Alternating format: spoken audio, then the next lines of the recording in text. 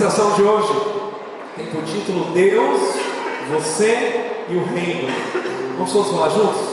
Deus, Você e o Reino. Mais forte, querido. Diga assim: Deus, Você e o Reino. Amém?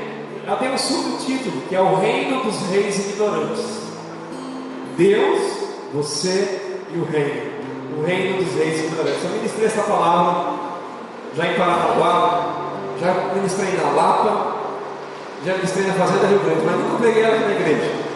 Talvez porque ela seja muito comprida. E hoje eu resolvi pregá-la talvez em 2 tempos, para dividir o tempo. Vamos ver que o Senhor vai nos dirigir. Amém? Deus, Você e o Reino. Vamos entender algumas coisas. Qual é o lugar mais rico do mundo? Você sabe qual é o lugar mais rico do mundo?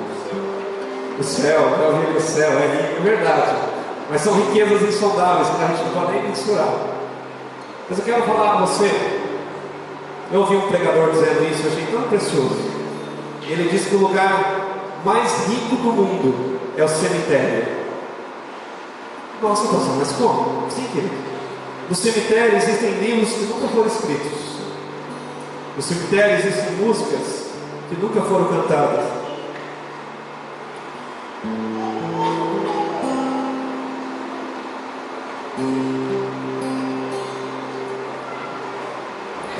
Aleluia. Qualquer coisa dá um jeito lá, viu? Aleluia. Cemitério é o lugar mais rico do mundo, querido. Livros que nunca foram escritos foram para lá. Músicas que nunca foram cantadas terminaram lá também. Pessoas, poesias, talvez que nunca foram declaradas, estão lá. Pinturas que nunca foram pintadas, feitas, foram lá. Estão lá.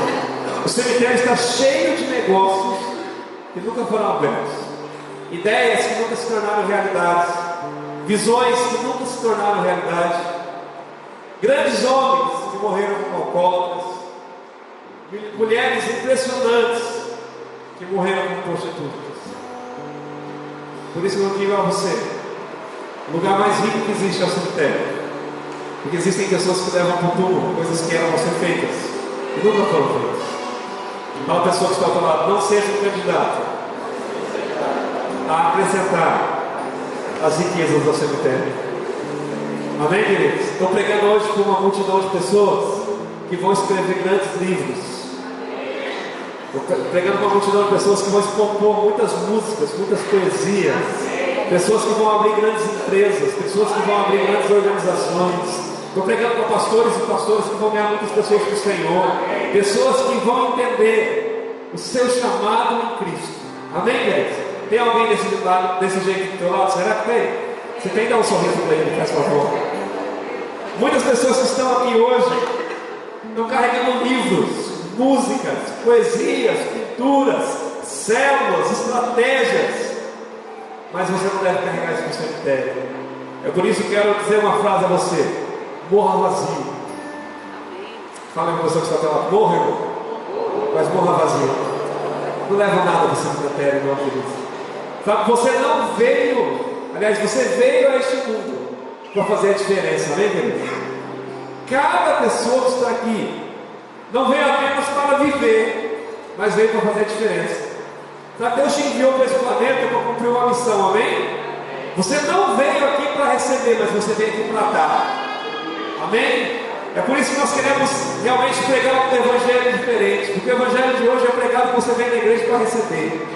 Mas eu quero declarar: você está nessa igreja para dar muita bênção na vida das pessoas, para dar vida na vida das pessoas, para dar bênção na vida das pessoas. Todos estão me entendendo?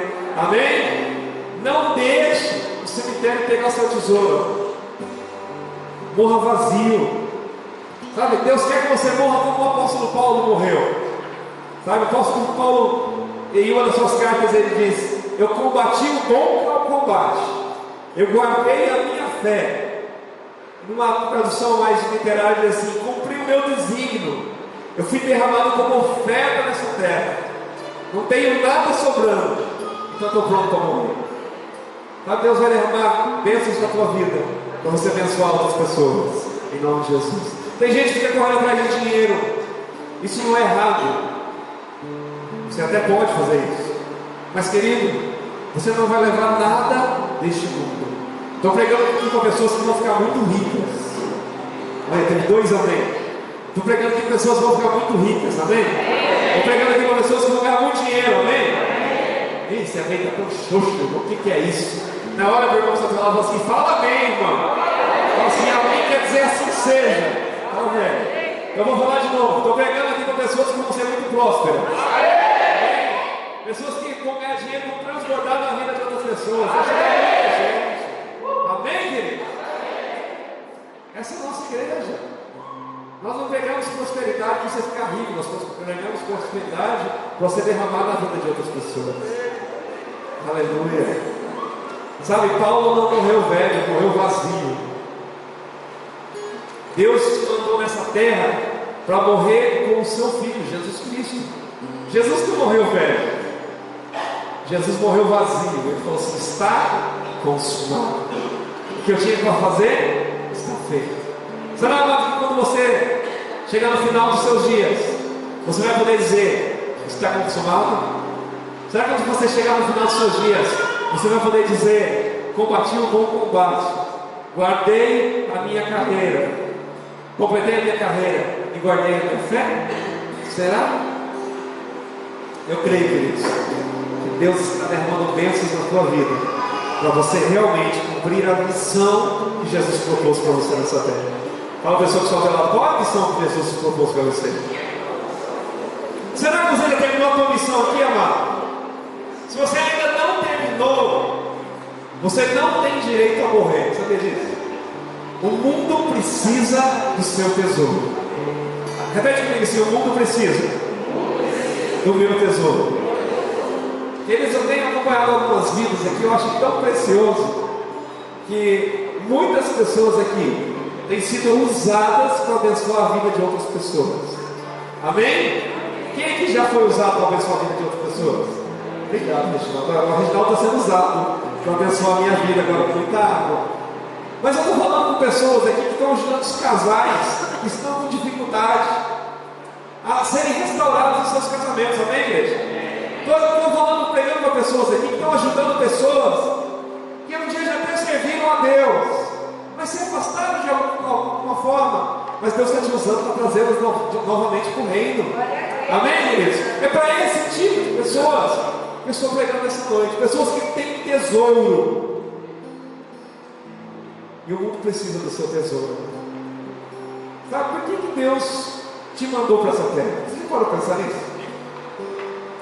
Tem gente que fica falando: ó céus, ó terra, ó tristeza. O que eu estou fazendo neste mundo? Não nasci para nada, não faço nada. Até na igreja ninguém me chama para fazer nada. Deixa eu fazer uma pergunta a você. Então por que Deus te mandou para essa terra? Só para encher isso aqui, irmão? Só para gastar e consumir o mundo que Ele criou? Não foi para isso, meu irmão. Ele te mandou aqui porque você faz parte da descendência dele nessa terra. Não, acho que você não entendeu. Estou dizendo que você faz parte da descendência de Deus nessa terra. Meu irmão, eu faço parte da família de Deus. Eu sou descendência dele. Amém, querido? Este mundo precisa do nosso tesouro. Paulo um dia falou assim: nós temos os nossos tesouros em vasos de barro, para mostrar a glória de Deus. O que é isso? Deus quer te usar nesse mundo, para que a glória dele seja resplandecente sobre toda a terra. Vou trazer para a nossa realidade. Deus quer te usar na nossa cidade de Paranavaí, para que a cidade de Paranavaí veja a glória dele na sua vida e na minha vida. Aleluia. Olha a pessoa que está falando: você está cheio deste tesouro. Pode ficar. Assim, nós precisamos de você. Mas o tema da mensagem hoje é Deus, você e o reino. Repete comigo: Deus, você e o reino. Eu quero começar pensando no reino. Primeiro, os reinos deste mundo. Por quê? Porque, querido, os reinos deste mundo estão sem saber o que fazer. A globalização tem impactado todos nós. Hoje em dia acontece alguma coisa lá no mundo árabe, lá na Oceania, isso vai impactar a nossa sociedade. A crise global tem destruído a nossa confiança. Se você começar a assistir os noticiários, você vai ver que as economias do mundo estão implodindo. O pessoal tenta resolver de alguma forma e não consegue. As crises econômicas e sociais estão destruindo tudo. Sabe, parece que existe uma batalha na Terra. Todos estão buscando um novo mundo. Todos estão buscando um mundo melhor. Muitas vezes nós buscamos a política, nós buscamos a educação, tudo para resolver os problemas globais. Mas deixa eu falar algo, talvez vai impactar o teu coração. O maior problema no mundo hoje não é a política, não é a educação, não é o governo. O maior problema no mundo hoje é a religião. Mas pastor, como? É simples, querido. O problema número 1 no mundo hoje chama-se terrorismo. E o terrorismo é motivado por quê? Pela religião. Todas as principais guerras deste mundo foram motivadas pela religião. Se você estudar um pouco a história, você vai lembrar das cruzadas. Os islâmicos contra os cristãos, motivado pela religião. A Inquisição, motivada pela religião. Na Inquisição, milhares de pessoas mortas em nome de Deus. Sabe, Jesus foi enviado nessa terra, querido, para resolver os problemas da terra. Mas Jesus nunca pregou religião. Ele nunca se juntou a uma religião. Ele nunca foi fariseu, ele nunca foi saduceu, ele nunca se associou a Caifás. A oposição número 1 de Jesus na terra não eram os pecadores. A oposição número 1 de Jesus na terra eram os religiosos. Vocês estão entendendo? Diga comigo assim: a religião é o problema. Não, diga mais forte, diga: a religião é o problema. Porque eu não estou falando de batista, eu não estou falando de presbiteriano, eu não estou falando de cristão, eu não estou falando de muçulmano, estou falando de religião. Jesus veio a essa terra para apresentar uma solução para a terra.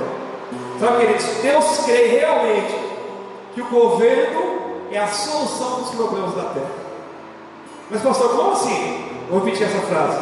Deus crê que o governo é a solução dos problemas da terra. Nós também cremos nisso. Sabe como nós cremos nisso? Nós votamos ou não votamos. Quando você vota lá na eleição, hoje talvez isso esteja caindo em descrédito, mas normalmente você vota em alguém que você crê que aquela pessoa pode fazer alguma coisa para mudar a nossa nação, não é verdade? Quando você votou no Rogério Lorenzetti, nós temos orado tanto pela vida do Rogério, né? Vamos declarar a bênção sobre a vida do Rogério. Agora você diga assim: Senhor Jesus, nós abençoamos o prefeito da nossa cidade, abençoa o Rogério e a sua família, em nome de Jesus. Ah, pastor, mas eu votei no outro. Eu trabalhei contra ele. O que tem, irmão? Nós estamos aqui para orar pelas nossas autoridades. Amém, queridos? Amém, queridos?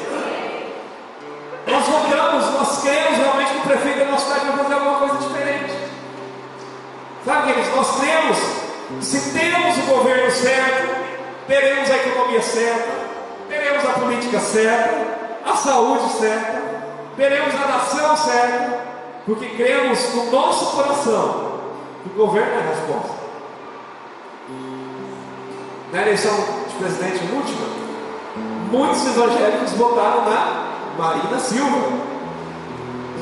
Infelizmente ela não ganhou. Mas por que você votou na Marina Silva? Se você votou, porque você crê que um homem de Deus, uma mulher de Deus no governo pode fazer a diferença, sim ou não? Amém? Você crê nisso, querido? Nós votamos dessa forma. Sabe? Nós precisamos entender que Deus crê que o governo pode resolver alguns problemas. A Bíblia não é um livro religioso. A Bíblia é um livro a respeito de um governo. A Bíblia é um livro a respeito de um rei. Amém, igreja? A Bíblia é um livro a respeito de um reino. É um livro a respeito de leis. Sabe, abre sua Bíblia em Isaías capítulo 9, versículo 6. Isaías capítulo 9, versículo 6.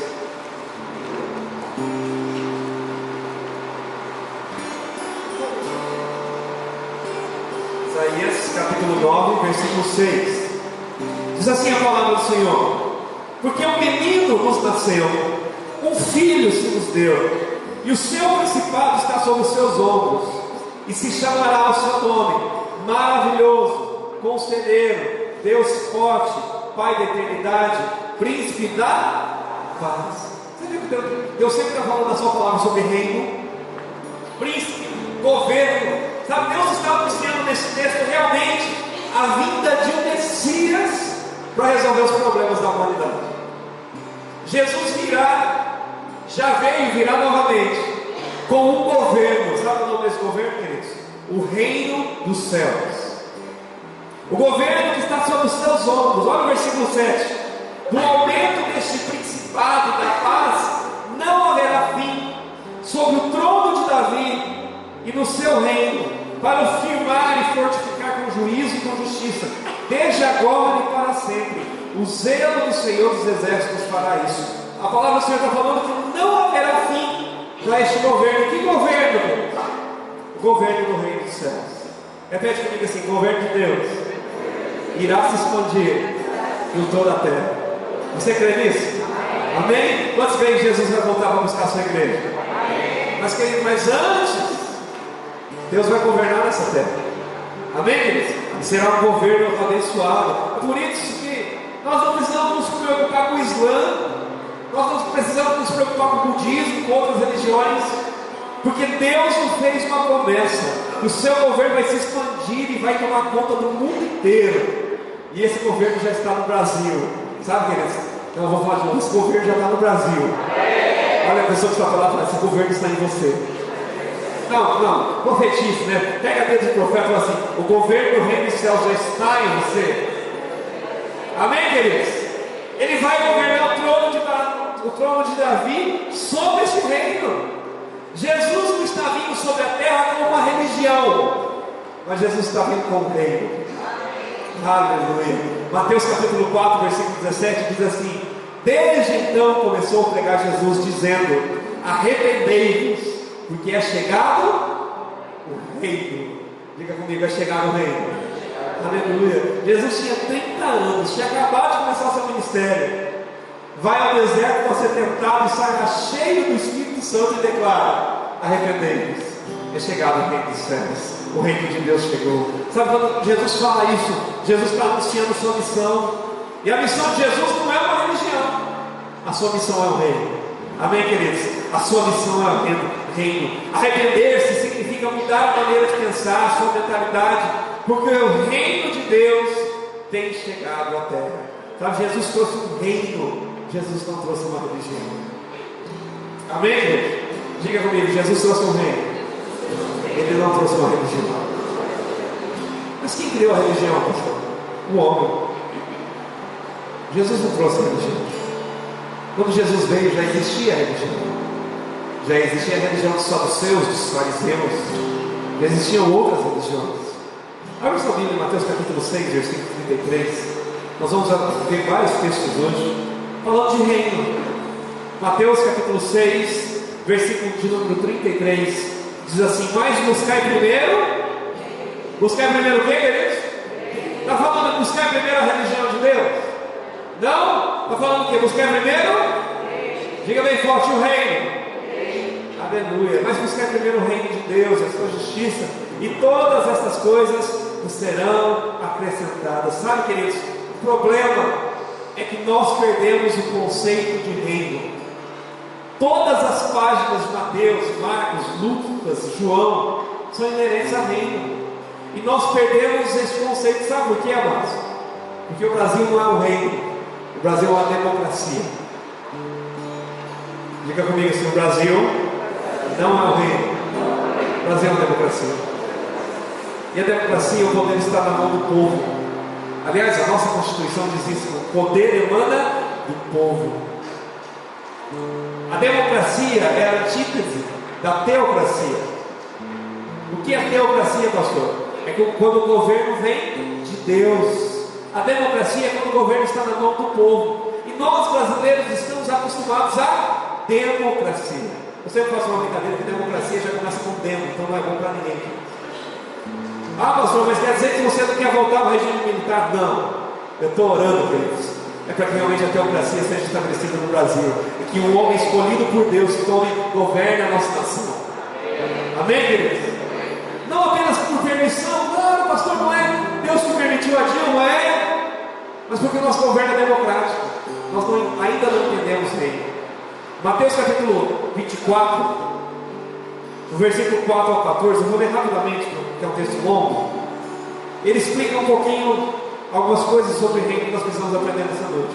Mateus 24, a partir do versículo 4, diz assim: Jesus respondendo disse: acautelai-vos, que ninguém vos engane, porque muitos virão em meu nome dizendo: eu sou Cristo, enganarão a muitos. Nós temos visto isso nos outros últimos dias, será, Deus?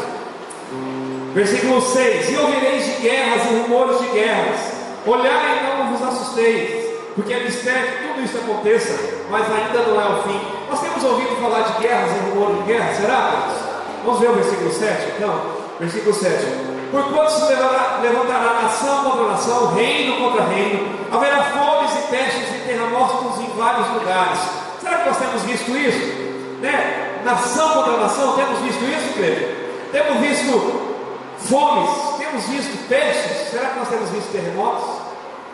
Versículo 8: mas todas estas coisas são o princípio das dores. Então vos hão de entregar para seres atormentados, e matar-vos-ão, e sereis odiados de todas as nações por causa do meu nome. Será que já está acontecendo isso? Alguns dias atrás nós falamos, deixa eu Bíblia aberta, sobre a missionária Ludmila. Quem lembra da missionária Ludmila? A missionária Ludmila estava lá no Sudão. Deram um prazo de quantas horas para ela sair do país? São 6 horas, não foi? Menos de 6 horas. Chegaram na casa dela e falaram assim: você sai daqui, ou vai acontecer alguma coisa com você. A Ludmila está no Brasil fazendo tratamento, perseguida, porque estava pregando a palavra de Deus. Quantos missionários, queridos, estão sendo perseguidos por pregar a palavra de Deus? Será que nós vamos, nesse versículo 9, nós já estamos vendo acontecer? Olha o versículo 10: nesse tempo muitos serão escandalizados e trair-se-ão uns aos outros, e uns aos outros se odiarão. Será que isso está acontecendo? Versículo 11: e surgirão muitos falsos profetas e enganarão a muitos, e por se multiplicar a iniquidade, o amor de muitos esfriará, mas aquele que perseverar até o fim será salvo. Aleluia. Vamos ler o versículo 13 todos juntos? Mas aquele que perseverar até o fim será salvo. Versículo 14: e este evangelho do reino será pregado em todo o mundo, em testemunho a todas as nações, então virá o fim. Olha que interessante que esse texto nos diz. Jesus estava para deixar a terra e começou a deixar algumas instruções para os seus discípulos. Sabe, quando alguém me perguntou: mestre, quando acontecerá o fim do mundo? Desde aquela época eu já estava preocupado com isso. Muitas religiões estão sendo Cristo. Muitos estão dizendo isso. Sabe, há guerras, há cores de guerra.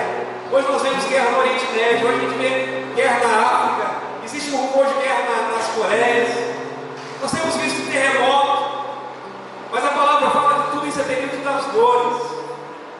A palavra fala que muitos serão entregues e condenados à morte. Mas quando nós vemos essas coisas, ainda não será o fim. Só, queridos, isso me dá uma garantia que o fim está próximo, mas ainda não vai chegar ao fim. Por quê? O fim só acontecerá quando o evangelho do reino for pregado em todo o mundo. Repete comigo: o fim acontecerá quando o evangelho do reino for pregado em todo o mundo. Sabe, Jesus disse que o fim do mundo não depende de um evento. Jesus disse que o fim do mundo depende de uma mensagem. Essa mensagem chama-se Evangelho do Reino. Jesus colocou o fim do mundo na mão da igreja. Olha para seus papelados assim: o fim dos tempos está na sua mão, está na mão da igreja. Por quê, pastor? Porque você deve pregar. E pregar o quê? O reino de Deus. E aí hoje eu quero começar a falar um pouquinho sobre o reino. O que é o reino de Deus? Primeiro, o reino não é uma religião. O reino não é uma democracia. O reino é uma nação governada por um rei. Não, vou falar de novo. O reino é uma nação governada por um rei. Aleluia. Deus é o rei dos céus. E Ele diz à terra: sob o governo dos céus, Ele voltará sobre essa terra. Queridos, isso é tão precioso. Um reino tem um rei, tem um senhor, tem constituições, tem leis, tem privilégios, tem economia, tem cidadãos, tem um exército. O reino tem o favor de um rei. Nós precisamos entender isso. Um reino é uma nação verdadeira, não é uma religião. Quando ele nasceu, os anjos disseram: um rei nasceu. Quando ele esteve perante Pilatos, Pilatos falou para ele: você é o rei de Jesus? E ele disse: você está certo, mas meu reino não é este. Reinos são nações. Diga comigo: o céu é uma nação. Diga assim: o seu rei é o Jeová Senhor. Amém, queridos? O propósito original de Deus era expandir o seu reino na terra. O seu reino em terra física. O seu alvo era encher a terra com a cultura dos céus. A Bíblia nos fala de colonização, sabia disso? O plano de Deus era colonizar a terra com o reino dos céus. Os céus estão colonizando a terra. E a pergunta que eu faço: você tem colonizado a terra? Olha para a pessoa que está falando com cara de profeta e pergunta: você tem colonizado a terra? Porque quando existe uma colonização, quando os portugueses colonizaram o Brasil, o que eles trouxeram para o Brasil? Primeiro, eles trouxeram a cultura do seu território. Quantos aqui são cidadãos dos céus? Não, quantos aqui são cidadãos dos céus? Diga assim então comigo: então eu preciso trazer a cultura dos céus da terra. Nós vamos colonizar nossa cidade com a cultura dos céus. Amém, igreja? A terra se tornará como os céus. Jesus nos ensina a orar, não para ir para os céus. Aliás, Jesus fala assim: Pai nosso que estás no céu, santificado seja o teu nome, seja feita a sua vontade, assim na terra como nos céus. Jesus está falando assim: o nosso sonho, o nosso ideal é que a cultura dos céus invada a terra. As nações não têm membros, as religiões têm membros. As nações têm cidadãos. A nossa cidadania está nos céus, queridos.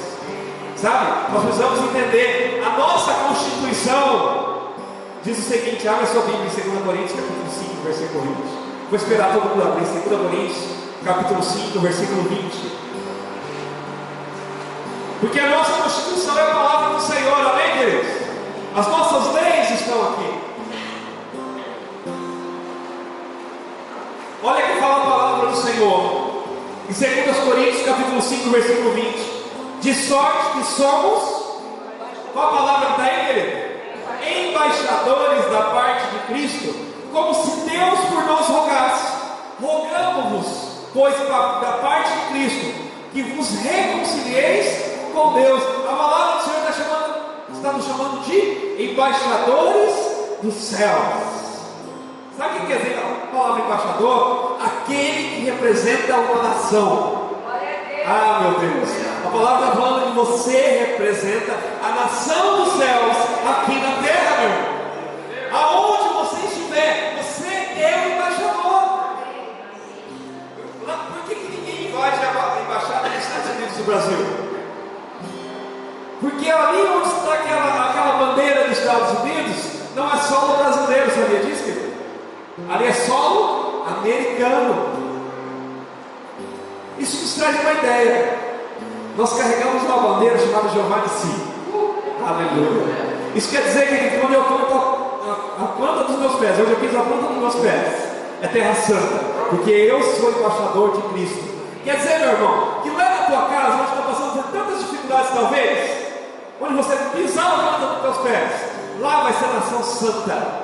Lá no teu serviço, onde está aquele tumulto, aquela dificuldade, Deus te mandou para lá, para você ser o embaixador de Cristo naquele lugar, e você fazer a diferença. Lá na faculdade, lá na escola, onde as crianças estão se pervertendo, onde os jovens estão se pervertendo, onde as drogas têm acabado com as pessoas, Deus te mandou para aquele lugar para você fazer a diferença, porque você é o embaixador de Cristo naquele lugar. Diga: eu recebo em nome de Jesus. Amado, você está no mundo, mas você não é deste mundo. Sabe por que Deus te mandou aqui? Porque você é colônia dele. Ele te criou nessa terra para fazer que a terra como se fosse os céus. Sabe, Deus apresentou o reino dos céus em Gênesis, capítulo 1, abre lá Gênesis 26. Olha que precioso. Deus apresentando o reino dos céus na terra. Gênesis 1, 26 diz assim: disse Deus: façamos o homem à nossa imagem, conforme a nossa semelhança. Mas olha que precioso a continuação desse versículo. E domine, esse domínio está se referindo a quem? Ao homem, amém, queridos? Domine sobre os peixes do mar, sobre as aves do céu, sobre o gado, sobre a terra e sobre todo o réptil que se move sobre a terra. Amados, a primeira colônia dos céus, Deus entregou nas mãos de Adão. Deus te criou para você ter domínio sobre essa terra. Essa é a razão porque você nasceu. Repete comigo: domínio. Agora bate no peito e fala assim: Deus me criou para eu ter domínio sobre as coisas. Mas o grande problema é que o homem perdeu o domínio. O dinheiro tem dominado o homem, a violência tem dominado o homem, as drogas têm dominado o homem. Sabe? Deus te criou nessa terra para você ter domínio sobre os pássaros. Você já imaginou como era a vida de Adão com domínio sobre todos os animais? Eu fico imaginando, Cláudio Duarte fala isso, né? Adão colocando os nomes nos animais, que a Bíblia fala que Adão colocou o nome em todos os animais. De repente chega naquele leão feroz, e dá um tapinha na cara do leão e fala assim: oi, leãozinho, né? Você vai se chamar leão, porque eu domino você. Mas ele chega na cobra e fala assim: ô serpente, você vai chamar cobra. Mas imagina ele chegando para o burro e falando: não, seu burro, você vai chamar burro, você tem cara de burro. A Bíblia fala que Deus deu domínio dessa terra ao homem, queridos. Sabe, o seu domínio sobre os pássaros, sobre os animais, sobre a terra, mas nunca sobre outro ser humano. Repete comigo: Deus nunca deu o domínio sobre outro ser humano. Sabe, a palavra domínio precisa ser a palavra mais importante para você nessa noite. Por quê? Porque Deus te criou para isso. Sabe, domínio no hebraico é a palavra hadar, que significa reino, poder soberano, governar, controle, ser gerente. Quando você estuda hebraico, domínio se escreve da mesma forma que reino. Cada um de nós nascemos para sermos reis sobre essa terra. Todos nós somos criados para dominar e não para ser dominado. Amém, queridos?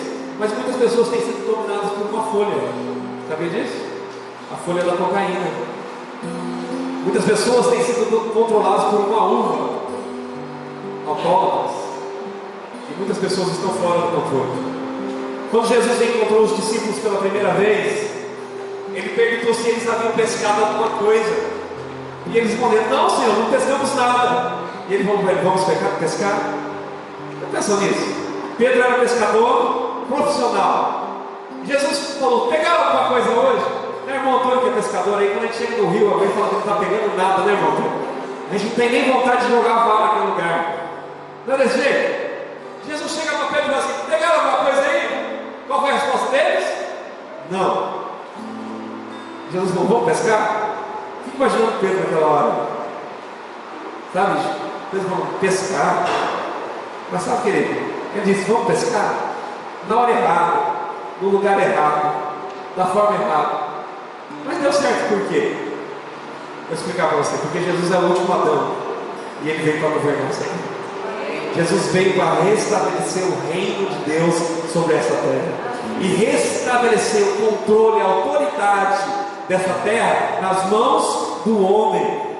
Jesus falou aos peixes, os peixes correram para a rede. Imagina, irmão Antônio, você que é pescador, falando assim: ô peixe, vem aí, ô dourado, 5 quilos para cima, vem para minha rede. Ah, pastor, isso é utopia. Não, irmão, se Jesus fez, ele fala que você fará coisas maiores do que ele fez. Amém, igreja? Pedro deve ter se envergonhado, mas Jesus olhou para Pedro naquela hora e falou assim: levanta-se, Pedro, se você me seguir, você será um pescador de almas, você terá seu domínio sobre essa terra. Sabe, queridos? Então os discípulos seguiram Jesus. E de repente ele chegou diante de uma árvore. Lembra Jesus diante de uma árvore? E a árvore não tinha fruto. E o que aconteceu com a árvore? Morra. E a árvore morreu. E chegou a um lago. E entrou. E a água. E entrou no meio. Então ele continuou andando sobre a água. Tempestade. Para tudo que é lado. Jesus andou sobre a água. Porque ele era o próximo Adão, o último Adão. Estava restaurando, restituindo o governo. Os discípulos viram ele parar o vento e a tempestade. Ele controlava os elementos da terra. Diga comigo, Jesus controlava os elementos da terra. Ele falou assim: vento, chuva, Pai, o poder da palavra. Sabe, queridos, na palavra o Senhor fala que se você tiver uma fé como um grão de mostarda, você vai falar para a montanha, e a montanha se move. Mas nós perdemos esse poder. Sabe por quê? Porque o brasileiro não entende reino. O brasileiro vive numa democracia, e um rei é diferente do presidente. Sabe por quê? O presidente é eleito, rei já nasce rei. Nós estamos acompanhando agora o filho do príncipe Harry. Como que é o nome? Você sabe? É esse aí, né? Aquele nome lá, George. Esse menino já nasceu rei, porque ele é filho de rei. Sabe o que nós precisamos entender nessa noite? Que nós não precisamos ser eleitos por votação. Nós já nascemos filho do rei. Nós já nascemos deste reino. Nós já fazemos parte desse reino. É por isso que esse sentimento de inferioridade não pode estar em você, porque você é filho do rei. Você é princesa, você é príncipe. Nós precisamos entender nossa identidade em Cristo. Nós precisamos entender nossa identidade nesse reino. Amém, igreja? Em uma democracia, o povo cria uma constituição. Em um reino, as palavras de um rei se tornam uma constituição.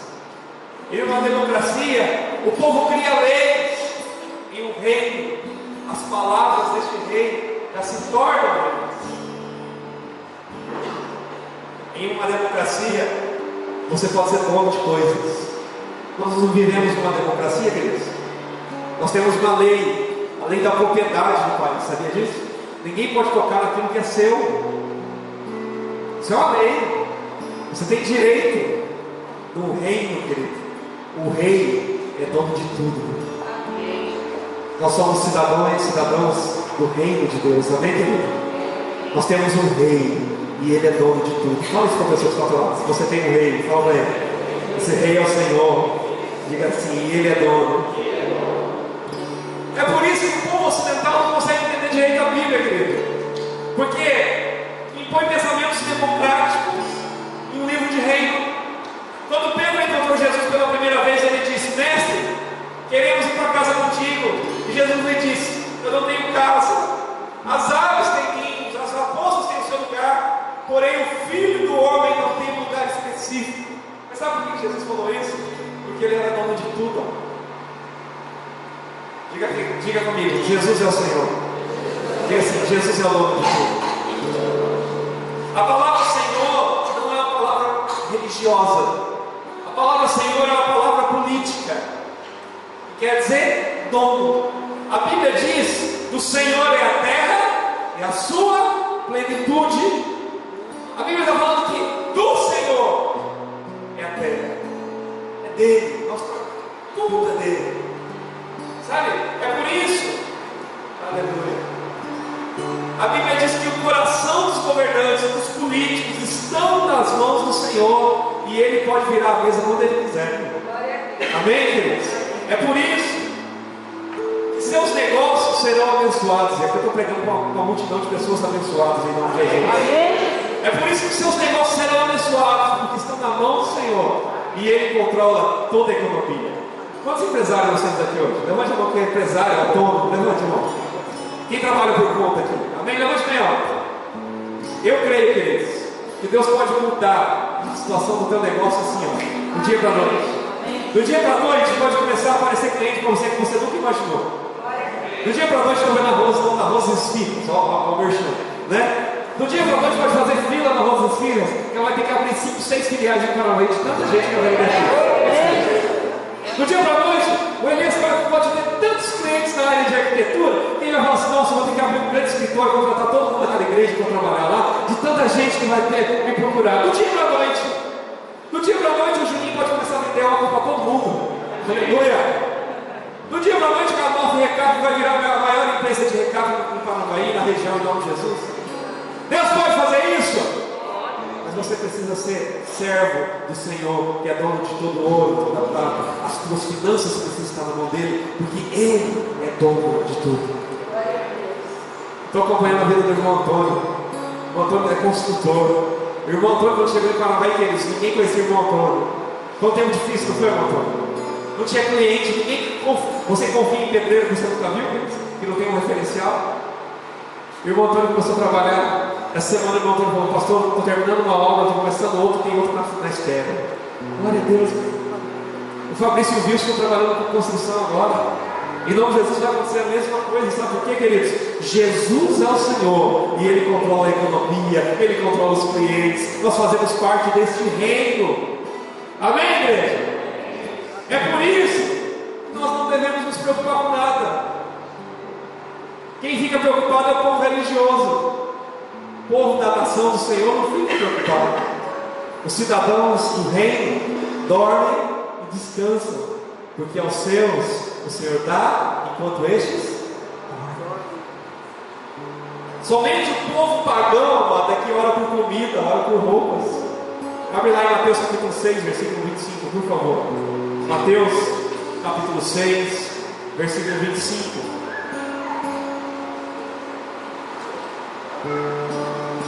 Por isso vos digo, não andeis cuidadosos, uma versão fala ansiosos, quanto à vossa vida, pelo que haveis de comer, o que haveis de beber, nem quanto ao vosso corpo, pelo que haveis de vestir. Não é a vida mais do que o mantimento, e o corpo mais que o vestuário? Olha o versículo 28 agora. Enquanto ao vestuário, por que andais solícitos? Olhai para os lírios do campo, como eles crescem, não trabalham, nem fiam. Olha o versículo 32. Porque todas estas coisas os gentios procuram. Está falando assim: isso aqui não é para servo de Deus procurava. Quem procura isso é o gentil. De certo, o vosso Pai Celestial bem sabe que necessitais todas essas coisas. Aleluia.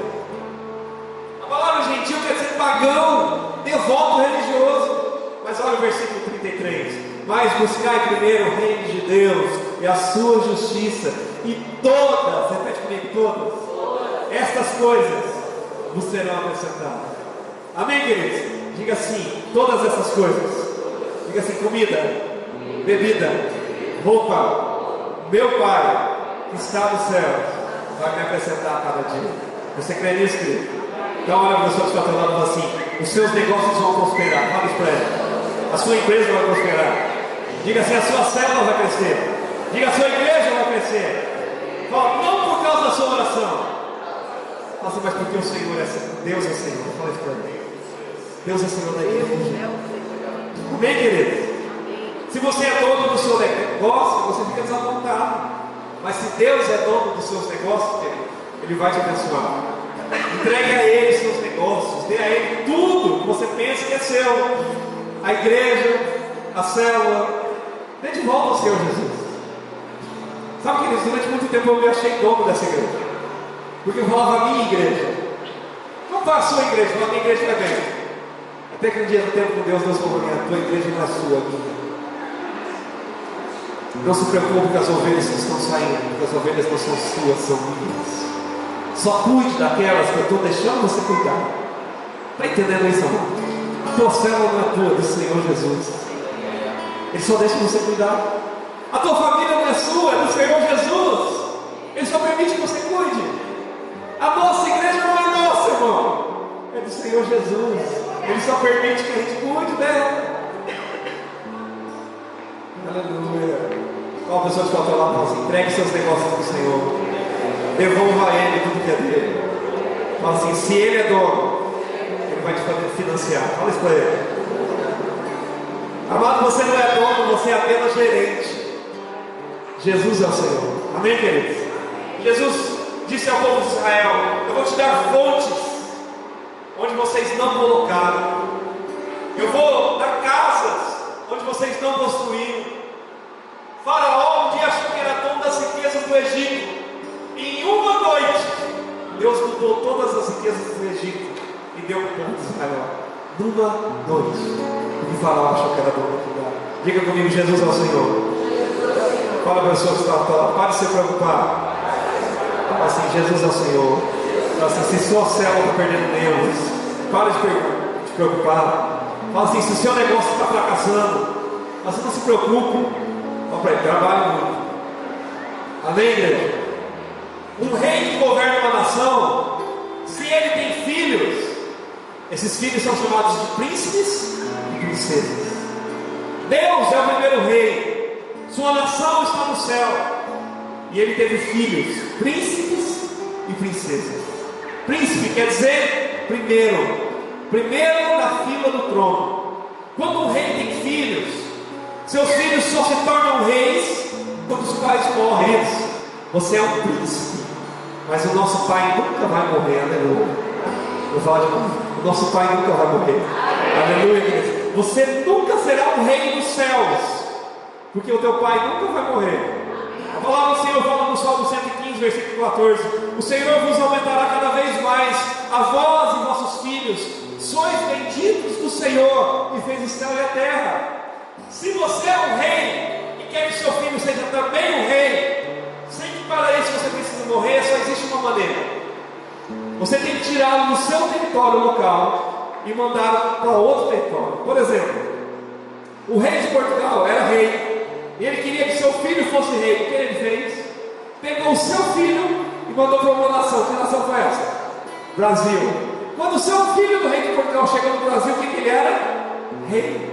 Autoridade aqui. Vocês estão me entendendo?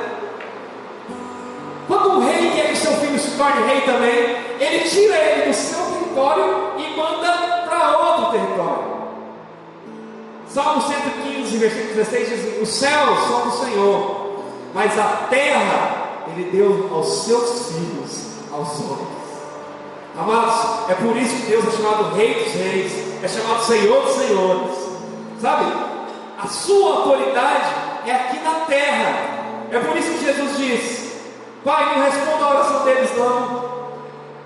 Não fiquem, amado, implorando por arrebatamento. O próprio Jesus diz assim: Pai, não os tire deste mundo, mas os livre do mal. Querido, levante a tua mão direita aos céus, por favor. Tua mão direita ao céu. Põe no ombro do teu irmão e fala: Deus tem uma palavra para você nessa noite. Fala assim: na terra você governa tudo. Fala assim: nos céus você não governa nada. Apocalipse nos diz que quando nós estivermos nos céus, seremos príncipes e princesas com Jesus. Olha lá, Apocalipse 21, diz assim: e vi um novo céu e vi uma nova terra, porque já o primeiro céu e a primeira terra se passaram e o mar não existe. Você pode profetizar agora, você pode expulsar demônios agora, você pode falar aos ventos agora. Satanás quer que você vá rápido aos céus, porque lá você não tem autoridade. É por isso que Satanás vive querendo destruir tua vida, querido, porque você tem autoridade aqui na terra. E como ele sabe que você tem autoridade, ele quer destruir a sua vida. Diga assim: eu não vou sair desta terra até que os céus venham sobre essa terra. Amém, queridos? Aleluia. Aleluia. Como que Deus criou as coisas? Deixa eu parar para pensar nisso. Deus sempre criou as coisas através da sua palavra. Ele disse: haja luz e houve luz. Haja seres viventes e houve seres viventes. Mas ele focalizou a sua palavra no material que ele queria que fosse criado. Quando Deus quis criar os vegetais, ele disse para a terra: haja plantas. As plantas são 100% da terra. Quando Deus criou os luminares, ele disse ao firmamento: que haja luz. E os gases vieram juntos e criaram as estrelas. Quando Deus cria os peixes, Ele diz para a terra: produza os seres viventes. Então os peixes são 100% terra e água. Quando Deus criou os animais, Ele disse para a terra: haja alma vivente, conforme a sua espécie. Diga aqui assim comigo: aquilo que Deus falou trouxe à existência o que Ele queria que fosse criado. Quando os peixes morrem, eles voltam para onde? Para a terra, para a água. Quando os animais morrem, eles voltam para onde? Para a terra. Quando os vegetais morrem, eles voltam para onde? Para a terra. Quando Deus criou o homem, Ele não falou a terra, Ele não falou ao firmamento, Ele não falou a água. Quando Ele criou o homem, Ele fez direto de Deus. Sabe o que isso quer dizer, querido? O que está na planta está na terra, o que está nas águas está nos peixes, o que está no firmamento está nas estrelas, o que está em Deus está em você. Meu irmão, isso é tão lindo. Isso é muito lindo. Você saiu do próprio Deus. Fala isso para a pessoa que está falando. Você saiu do próprio Deus. Fala assim: com Deus nada é impossível. Fala assim: Deus tirou você dele próprio. É por isso que a Bíblia fala que Deus é a fonte. A Bíblia fala em hebraico Abba, que traduzindo quer dizer pai. Mas se você quiser saber o que está na fonte, é só olhar para a fonte pequena. Se você quiser saber o que está em Deus, é só olhar para o que está em nós, queridos. Você vem do Rei, você é sangue real. Aleluia. Aleluia. A pergunta que eu faço a você nessa noite: aquele que tem visto você, tem visto a fonte que emana poder e graça do próprio Deus? Sabe, queridos, nada é impossível para você, porque você saiu de Deus. Com Deus, todas as coisas são possíveis. O homem é espírito, os animais são terra, os peixes são da água, as estrelas são gases, mas o homem é espírito. Então, para governar a terra, Deus veio à terra e criou um terno, uma roupa. E nessa roupa, Ele assoprou dentro a sua própria essência. Quando qualquer coisa sair de uma coisa, ela tem que se manter conectada tal para que possa sobreviver. Vou repetir essa frase que é um pouco estranha. Quando qualquer coisa sai de uma coisa, ela tem que se manter conectada a tal coisa para sobreviver. Por exemplo, o peixe tem que se manter conectado à água para sobreviver. Amém, queridos? Amém? Os animais têm que se manter, permanecer na terra para sobreviver. As estrelas têm que se manter no firmamento para sobreviver. O homem tem que se manter em Deus para sobreviver. Uma pessoa que está falando: você precisa se manter em Deus. Assim, a videira, os ramos, amém? Jesus disse: sem mim nada podeis fazer. O teu corpo precisa da terra. A batata, o peixe, a carne, tudo vem da terra. Tudo vai para o seu corpo, nada vai para o seu espírito. Mas Jesus disse: as palavras que eu falo a ti são espírito e elas te dão a vida. Então, quando você for ao mundo, diga ao mundo: você não quer Deus, mas você precisa de Deus. Sabe, querido? Ele te fez dele próprio, porque Ele queria que você fosse como Ele. Ele é Rei dos Reis, então você também é um rei. Ele é Rei dos Reis e Senhor dos Senhores. Então eu quero dizer uma frase para terminar essa mensagem: seja bem-vindo ao Reino dos Céus. Vamos ficar em pé.